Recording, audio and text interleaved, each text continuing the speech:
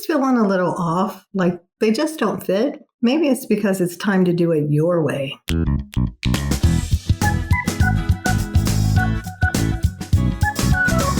It's time for the Becoming a Profitable CEO podcast, and it's all about providing you with the tools to succeed on this ever-evolving business-building journey. My mission is to make sure you know you are not alone, that it is possible, and that you, yes, you, can do this. You matter. The world is a better place for having you in it, and your voice is needed. I'm Teresa Cleveland, and I believe that we can all make a difference, and that having a successful online business is one of the best ways to do that. Let's get to it.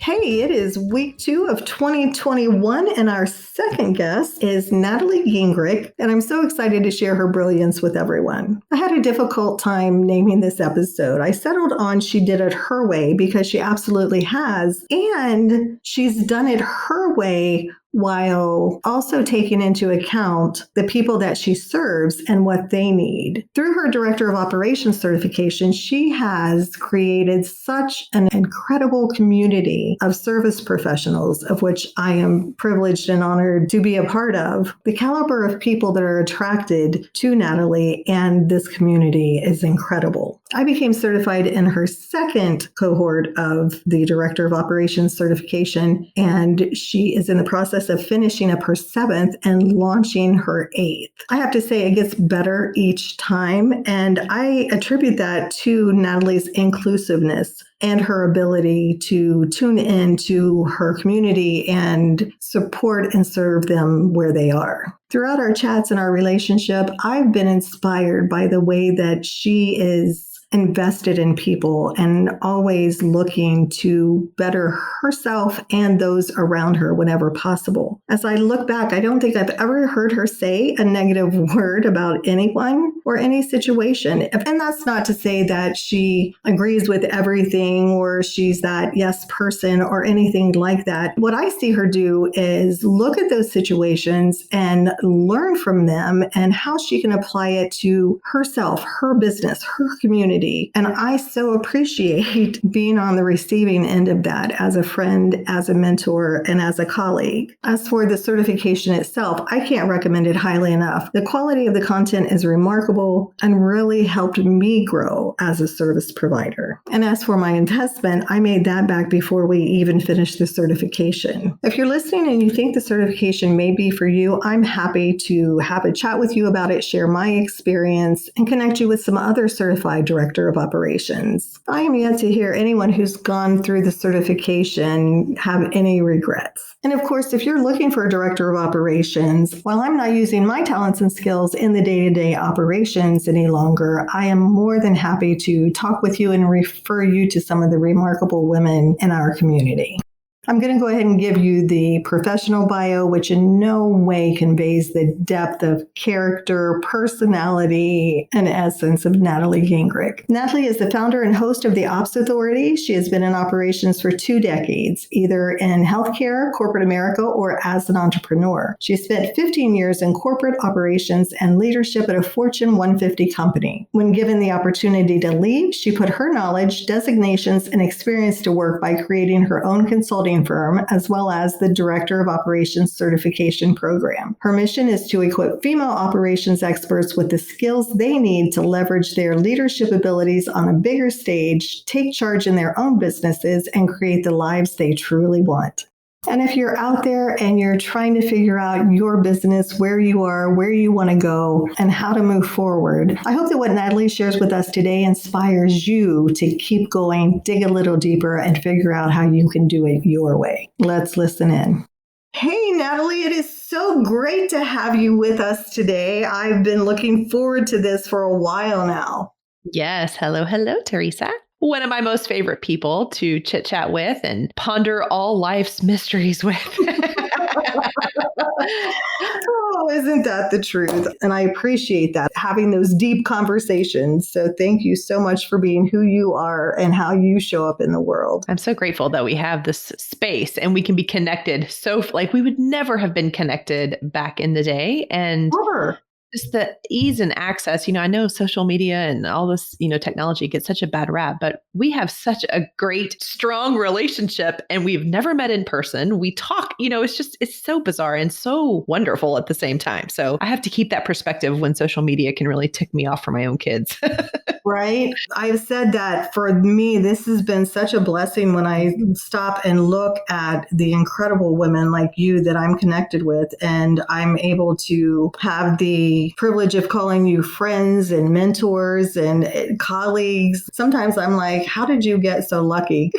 I just wish everybody had the same access. I think a lot of people feel so isolated and there's so many good people that we have such easy access to. Well, Natalie, I would love if you would share with our listeners something that has happened on your journey. There was something that you had said to me that I really like. But what we're doing is sharing something that along the way has shifted your mindset or made you look at your business more seriously or help get you through that crunch. And you had shared the thought very clearly was, oh crap, I can do this my way. Yes. Yeah, absolutely. So my background is I was in corporate for 15 years and I made the jump just really out of a need to serve my family in a different way. And I made the jump and I came home for literally 3 months and I was like, oh goodness, I'm going to have to do something. And we're going to find some ways to be creative about this because I love being a mom, but it's not all I can be. And so I dove into my natural skill sets, which were in the operations space. I had no idea that they were valuable. I had no idea. It was just the way that I was wired. So as I was doing deep work to try to figure out where I could show up and earn an income and support people, I came back to operations. And I know what an unsexy word.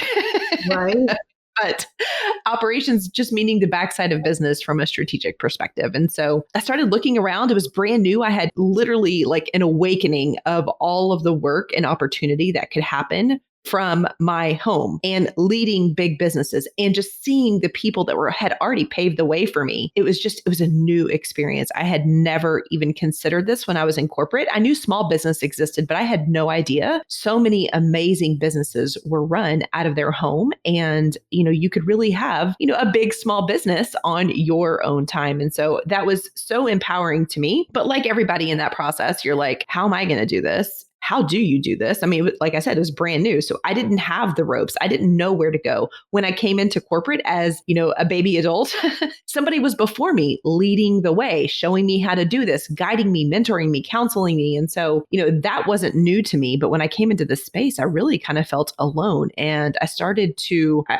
lean on other people who had gone before me again, just like what worked in corporate has got to work over here. And so we are not short on coaching and mentoring and leaders in this space as well. And so I clung to several people. I invested way too much money and I don't really regret a penny of it, just to be clear. I have enjoyed sharing space and time with people, whether my journey was going to parallel theirs or not. But what I realized through all of this, once I got confidence, once I started to see how I could do things my way, I realized that there was not a copy and paste model. There wasn't a model out there that I could literally swipe off the shelf and put into Natalie's business that was going to fulfill me in a way and allow me to live truly in my values and the things that I love and that make me up, make me unique, make me who I am. There was nobody out there. And the reality is I was looking for that because I wanted it to be short. I wanted it to be fast. Of course I wanted to be successful as fast as possible. But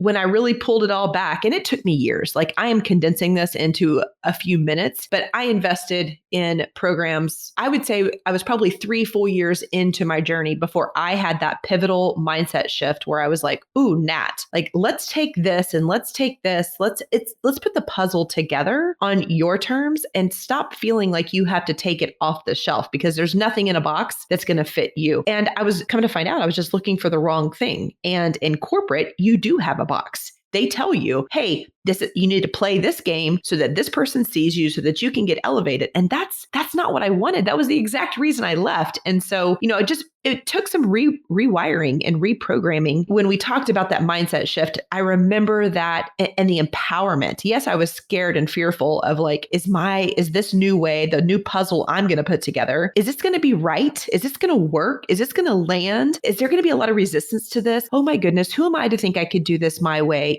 All those mindset things that come in when you ask that question. That was it. Like the most ease I have ever felt in my business came together as a result of me doing it my way and not trying to pull one thing off the shelf, because I tried it. There was a ton of resistance inside of me, which made it harder for me to show up, made it harder for me to connect with my people. And, of course, I was always connecting with people, but they weren't the exact right people. I didn't have the exact right offer. I didn't deliver it in the exact way that Natalie should be delivering it. So when I finally had that realization, things just came together much faster, much easier, with greater success. And man, if I could have rewound 5 years and just came in with that, but that's not the way it works. And I'm so grateful for the time and energy. And I still am coached today. I mean, I still believe that there are people out there that I need to learn from, that need to support me, need to hold space for me. So I think that the empowerment of it's all inside of you and the journey you're going to be on to develop and to really get solid, that it really is right inside of you. You don't have to look that many other places, but still leveraging, doing that at a time where you can still leverage and be open-minded to other people's things. And actually, Teresa, you and I are really well connected. I would say we love one another, but there are still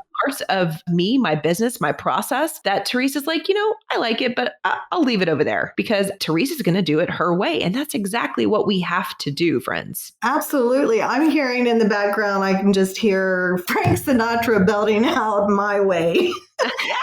That is so true, though. I so many times liken it to a recipe. We can get the recipe. I personally do not like green peppers. I like hot peppers. I don't like sweet peppers. So in my chili, you will never find green peppers. In my meatloaf, I just don't like it. So I'm not going to eat it. What good would it do me to make it and for it to sit there? And that's what happens in our businesses. We'll go out and we'll do it. But then if we're trying to do that, as you call it, copy and paste of what someone else has done, if that's what they're strong in, if that's what they're comfortable in, but we're not, we're just not going to show up. And if we don't show up, we can't connect with the people who really need to hear from us. Yeah, I love that analogy. The recipe analogy is really good.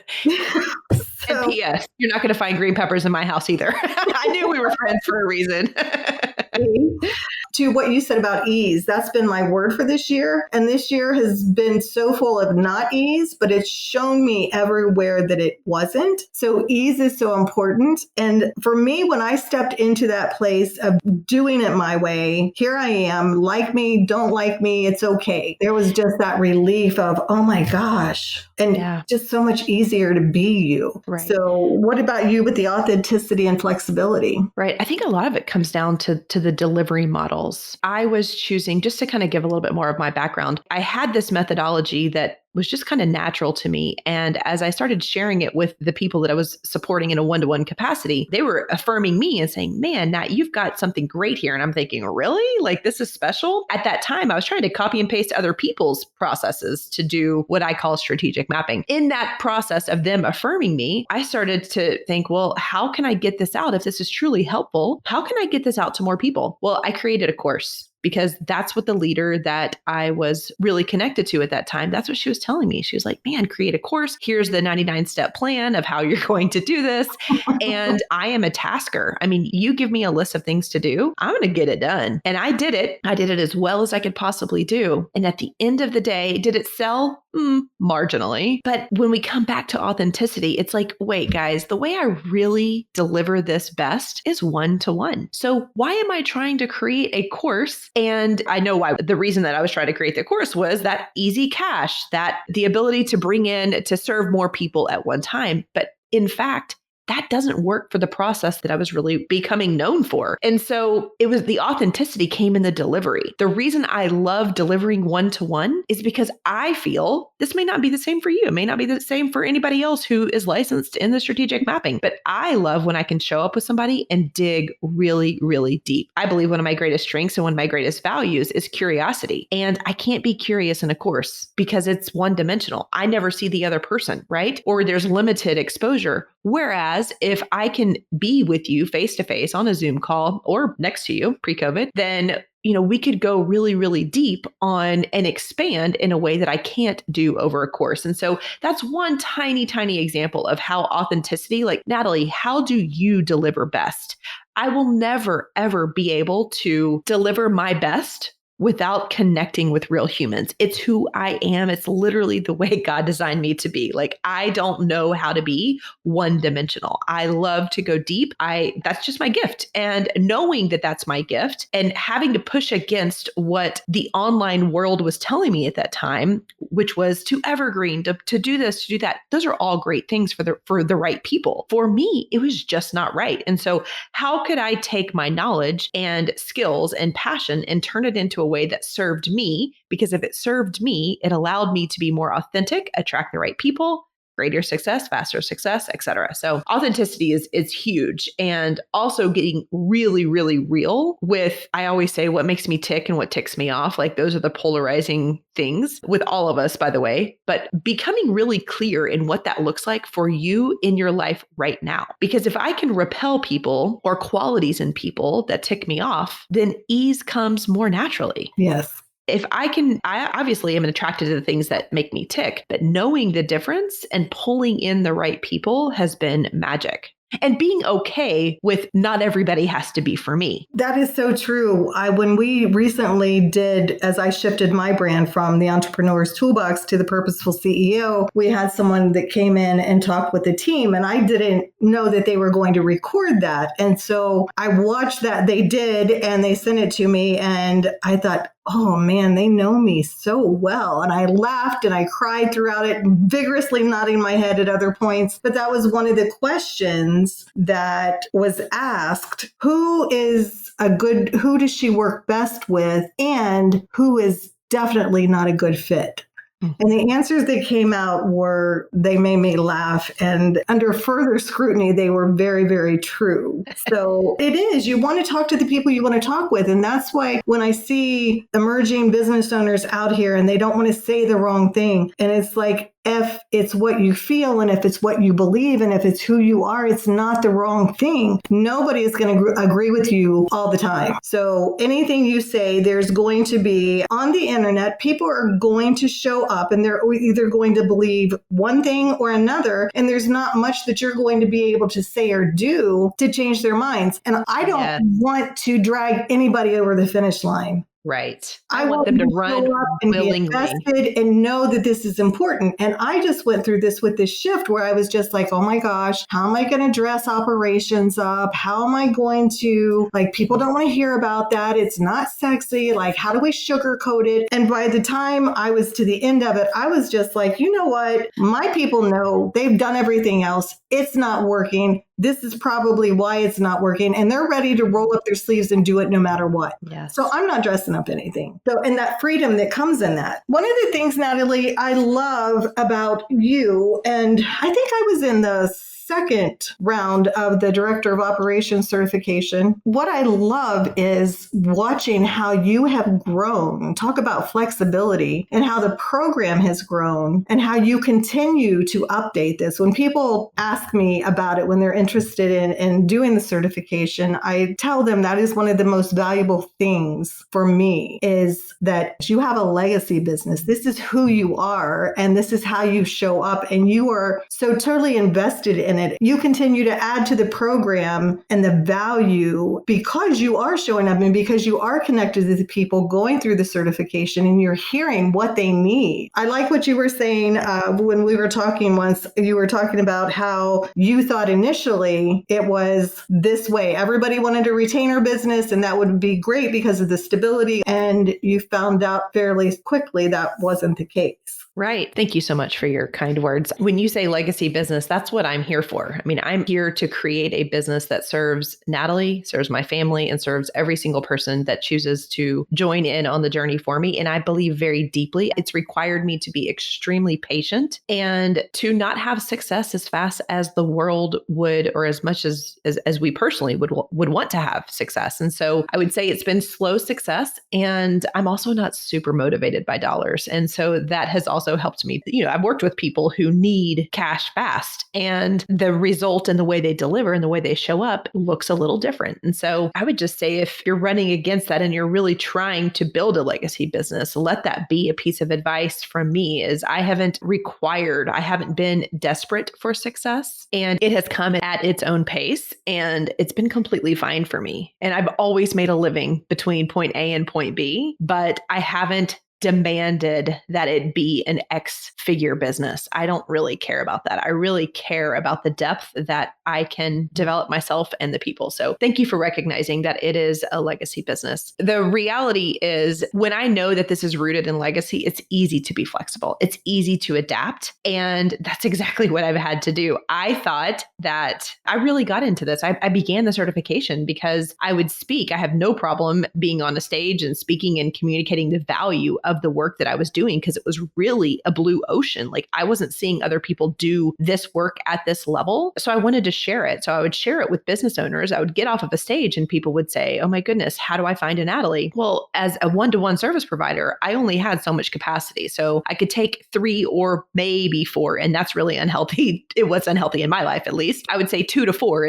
would give you a decent income to where I could still balance and live a legacy life. But as I'm speaking to more and more people people are wanting and are curious about this work, I thought, I'm going to start an agency, because I've seen X, Y, and Z start an agency. Well, I did that for about 6 months, and I completely lost my marbles, because my legacy is in my children, and I couldn't show up for my children because now I had amplified the number of people that needed me, both on my team and clients. And so it became for me in my life, it was very, very difficult. And remember what I just said, I like to go super deep with people. So now I've taken 3 relationships and I've turned it into 12 relationships, and I still want to go deep. It did not work from a time management perspective whatsoever. So I just kept thinking, like, how can I do this? Then I ended up was like, you know what? I can begin a certification and train people in my methodologies. And I knew that they would be fluid. I knew that they would continue to get better. What I didn't know is what Teresa pointed out a second ago. I was initially showing people how to become a director of operations in a one-to-one retainer capacity, meaning you partner with the client or a business, and they pay you month over month to deliver strategy and operations in their business. And that's what I was teaching. Well, now we have over 110 people who have come through the certification. And the amazing thing is, I started with one way of doing this. And now we have a running list of 22 different offers and business models that really show how directors of operations today are serving, which is way drastically different than the way I expected it to be. And so as I learn and as I see people doing this in different ways, I adapt the material. Like, it's only fair, in my opinion, to give more opportunity so that the platter is big. You're not having to copy and paste what I did. Now you get to choose off of this platter what fits you right now. And guess what? As you and I know, we both had significant life events, and we will continue to, where we need to come back to the platter and say, you know what? Retainer, I need stability. I need consistency and income. I really don't love marketing. So I'm going to go down the retainer path, but something's going to open up for us, or something's going to change for us to where we need to go back to that plate and say, you know what? I need a little bit simpler life. I'm going to do it this way. And we are just learning and collecting more and more stories, more and more proven paths of ways that people can be successful with this content. I'm a huge believer that we all have to be flexible, and people look at pivoting. I want to address this. Like, when I say this, I'm not saying to pivot every single day, but people pivot. It is not normal for us to think, look at any big box brand out there. Look at your Target, look at your Nordstrom's. Guys, they have all pivoted. It is okay and acceptable for a small business to pivot, especially if you're pivoting in a way that's going to be make you feel more solid internally. We're a small businesses. Like, we've got to be able to have that leverage to be able to do and please and to be flexible with yourself. You cannot fit into an old box of yourself either. Just like I was saying, the copy and paste thing. I can't take what was working for me 5 years ago and expect it to fulfill me today. My kids are 5 years older. My marriage is 5 years older. I'm 5 years older. My life experiences are 5 years older. Like, I'm not the same person. So just got in a little rant there, but Well, you know what? I'm thinking as you're saying that, when we look at some of the businesses that sadly have not made it, when we're talking about the bigger stores, it's because a lot of them didn't pivot Mm-hmm. or they pivoted too late. Mm-hmm. Like that's a whole other podcast. But I think about stores and I used to enjoy going to, and you kind of felt it coming on in so many different ways. So Yep. being able to pivot, and again, in my business, this was just going on based on what I saw and what I felt, what was really lighting me up, who I wanted to work with. And we get to choose. We're going to shift to exactly who you're looking for, Natalie. How would I know if I'm talking to them in conversation? What would be coming up that I would know that, oh, you have to talk to Natalie? Right. When I'm talking, just like you're saying, when I'm having conversations with people, a lot of this is just intuitively within me. Of course, we have an application process because I need to make sure that before I certify somebody, and from an integrity perspective, I never want to take someone's money who I don't think is going to be successful with this content or with this knowledge, or just isn't there yet. And that can easily be the case. I'm screening for experience, leadership, and those people who have innate operational skills. You don't have to come from corporate. I'm not looking for a particular pattern from your past because I believe that most operators have innate abilities to be exceptional operators, and they had these skill sets at 8 years old. Could they develop and get stronger and better? Yes. One of the things I usually ask people, and we joke about a lot, is, are you the kind of person that plans the party or shows up to the party? Like, are you the kind of person that is hosting Thanksgiving? And if you are hosting, how many checklists do you have? So are you detailed? Are you organized? Are you the person who is thinking about all the small pieces that come together? So job titles can be in the administrative space or can be in the financials, like bookkeepers and accountants. I mean, there's really, really a wide range, which is why I'm not looking for a specific discipline. And I have to screen deeply for leadership. So who is the person that's going to be able to be a director of operations, which requires you to be a strategic partner to a strong, bold CEO? I've got to look for people who are ready, who feel confident inside of themselves to be able to step up. And so some of it's experience, but a lot of it is leadership. And I 100% believe that the operational, we can call it whatever we want. Someone's been calling you type A, bossy, playmaker, whatever it means, whatever it is for you. They've been calling you that far before you turned 30, 40, 50, whatever that may be for you. But it's really, it comes down to that leadership, because if that person doesn't have leadership, and I mean, part of it's gumption, but if they don't have that leadership to be able to step up, how are they going to have two-way communications with a bold leader? I mean, a director of operations has to be a strategic partner. You cannot be, this is something that people typically love. There's a difference in a yes ma'am person and a yes maybe. And so the yes maybe is one of those things that when I'm interviewing people, I am looking for, would they tell me no? Would they stop me in my tracks and say, you know what, Nat, that's a great idea, maybe later? Or are they the kind of person that's like, sure, that'd be great. Yep. Got it.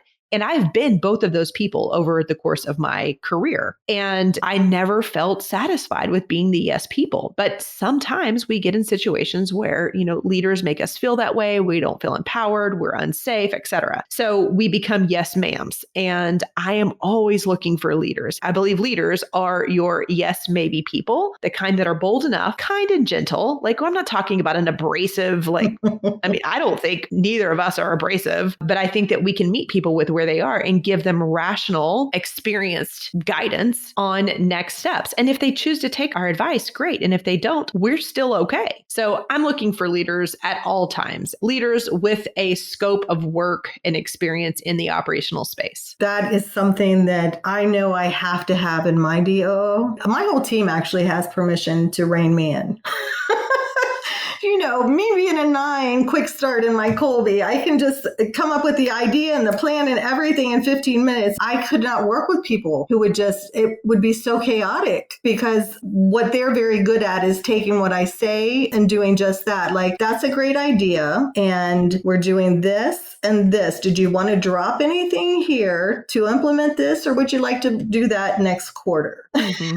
Yep. So it is so important as we grow our business businesses to have those people. Anyone who's listening, I would absolutely recommend having a chat with Natalie. If you're that person that has the leadership skills and really enjoys being part of a team and helping a business leader succeed and organizing all the parts and pieces. Yeah. Natalie goes into depth in the certification. And Natalie, I would love if you would just talk about the different hats, why some business owners are actually struggling because they're wearing all these different hats. Yeah, that's really good. So part of our strategic mapping, I'm going to give you guys a little glimpse into the spice of our certification. We start off with the strategic mapping. And in that strategic mapping, the reason that I came up with this is because since I've been on my own and had the ops authority, I've been working with small and sometimes tiny micro nano businesses that are solopreneurs. And in doing so, what I realized was the continuous struggle for prioritization. And you guys know this. If you're listening to this, you own a business, you're running a business, you're trying to do all the things, and it literally feels impossible. And so my genius stuck out. Again, this is from experience. This is from leadership in the past, but my experience and the things I was able to pull together was just the real talk. Like, guys, we cannot do it all. And I compartmentalized all of the things that we were trying to do into 7 different areas. And those 7 different areas in a big business, they all have a high level leader over them. So they have basically a mini CEO. So we're asking ourselves, one person, to be 7 human beings who have a strategic insight to this one particular area. Guys, it just cannot be done. And so when you lay it out that way, you then are able to prioritize, hey, is visibility more important than revenue? Is revenue more important than growing my team? We start to have real conversations when we can get hard and clear on what is truly important right now, not 3 years from now, not 20 years from now, but right now, what is the most important thing? And we can prioritize them. Our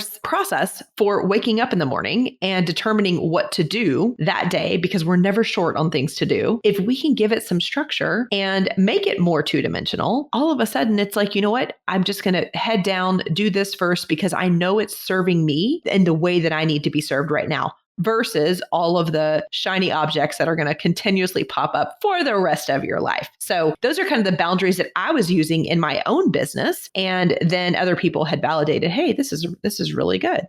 So it's a framework that I would say thousands of businesses are using today. And I'm grateful to be able to share it without taking that step back to realize that there are 7 different areas, and there could be 8. Some businesses have 8 if you're more in the product space, but there are 7 to 8 different main parts of your business. It's not feasible for us to show up in every single one. I have said for years, there's a reason that companies have employees, because no one person can do it all. Mm-hmm. And there are people who will try to argue that point and give up sleep and everything else to make that not true. And if that's you and that's working for you, God bless you. For me, it's like no one can do it all and do it well and consistently. When we talk about 7 or 8 different departments, basically in our business, I know a lot of people are thinking, no, I just create this course and I sell it. I have one product that I sell, but they really don't get into thinking about all of these different areas that make it possible to sell that successfully. Yeah, absolutely. It's like you've got marketing to it, you've got delivery, you've got the team that's going to support it, you've got the technology behind it. I mean, my goodness, it is so not as easy as it looks from the outside. That's why I'm always leery when I see something that says 3 steps to blank. And I'm like, I think if we plot those out, it's going to be more than 3. It might be 3 areas, but there's going to be more steps. Mm-hmm. Okay, well, we're not going to get into the whole process of strategic mapping today because it's a deep conversation. It's this whole process that gives you such an intimate look at your business that allows you to truly plot out the next quarter and the next quarter and the next year. Yeah. It's an individual journey for each person. Absolutely. There are those 7 strategic areas, and they're all going to get attention. It's just the amount of attention depending on where you are in the business this quarter, next quarter, and what you need to do most and focus the majority of your attention on. Yeah, that's a good point because the top three are the most important. A business cannot ignore the bottom four, right? We have to, every one of them has to have attention. It's just the amount of attention that you get. So it is for anybody, any stage of business, any size of business. It allows you to have purpose, clarity, and a plan with moving forward. So if that's something that's interesting, I would encourage you to look out to Teresa or any other certified director of ops. Absolutely. It is such an incredible tool to have in your business. What we're doing when we're not looking at those different areas in our business, we're focusing on the squeakiest wheel. Mm-hmm. We're spending so much time and attention on those things that we know absolutely have to be done that we are forgetting the rest of the list because we don't have it in front of us and we haven't been purposeful about looking at the whole picture and then doing that priority. When you have that plan, you're not panicking like, oh my goodness, I forgot this or I missed that. Clarity, direction, and a plan. That's what every business owner wants. Right. We want clarity, direction, and a plan. I want it. You want it. I don't care if you're strategic, if you're a visionary, if you're an implementer, an integrator, everybody wants that. We want it in life, guys. Like that's why we pay for therapy. That's why we pay for coaches. Yes, ma'am. So I know you have a great business hub for these businesses who are really just trying to even sort that stuff out or have one place to see everything. Yeah. So we have a freebie for you guys today. If you go to theopsauthority.com/business hub, all one word there, you're going to get a download. And this is a Trello board. So whether you use Trello or whether you use something else, you can swipe it and put it into Google Drive or Asana or whatever it is that you like to use. But this is one place. And what I was realizing, this all, of course, came out of my own journey. When push came to shove, I was looking for simplicity. I was looking for direction. When I wake up tomorrow, what do I need to do in my business? It's going to actually give me a profit, which is going to allow me to give more to accomplish the things that are important to me. I needed to focus. And what I ended up finding myself doing was delaying and procrastinating, which lots of people like to do who are not quick starts. They will procrastinate and they will delay. And some of the things that pulled me off track was just my own internal disorganization.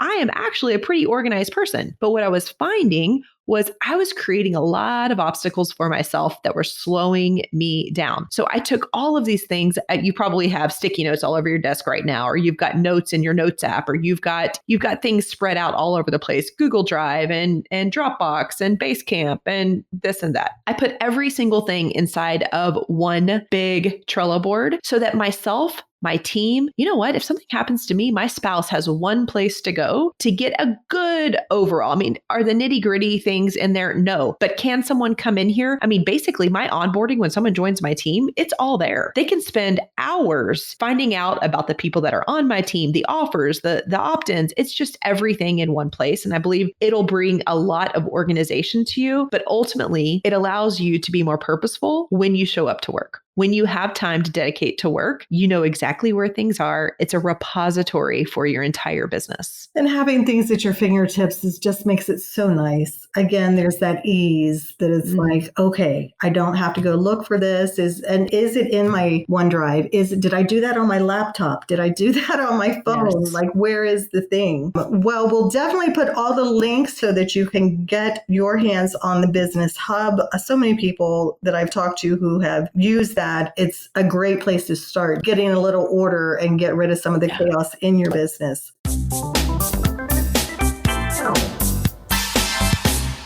All right, that sound means that it's time to ask you questions that I like to ask all of our guests. The first one comes from one of our previous guests. How do you stay focused and not tempted by all the things?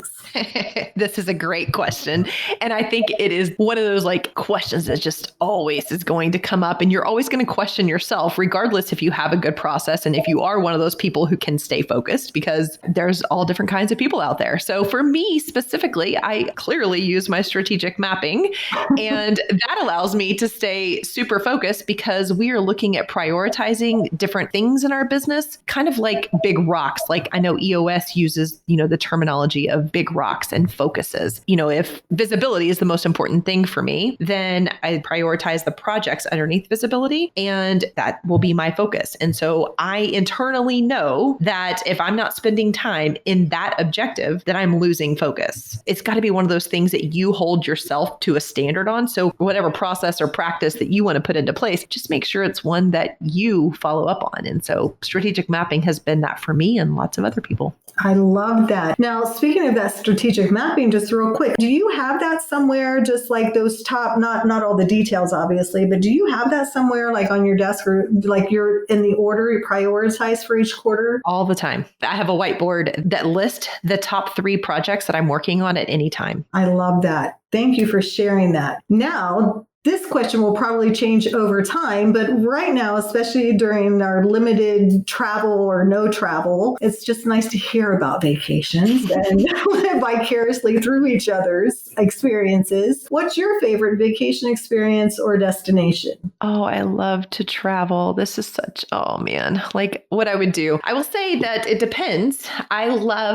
I'm not a snow person. I'm a Teresa person. We like the beach. So I either want to be at the beach, and I've got lots and lots of beaches that I've got to accomplish in my lifetime. But I live in Texas, and the most accessible, most beautiful beach near me is in South Padre. And I am going to manifest being able to have a second property down there in the next couple of years because my whole family loves the beach like you and I do. So I love the beach, but it doesn't have to be that beach. I love any beach as long as it's got non-rocky sand. Sometimes in northern Florida, it can be a buzzkill because it's so rocky. Cabo can be the same way, a lot of rocks. I want really powdery, amazing sand and blue water. But if I am going on an adventure, I have taken many adventures to Europe, and I just can't wait to be able to take my kids and to show them that as well. So 2 different types of vacations, but I hope I can make any of them come true soon.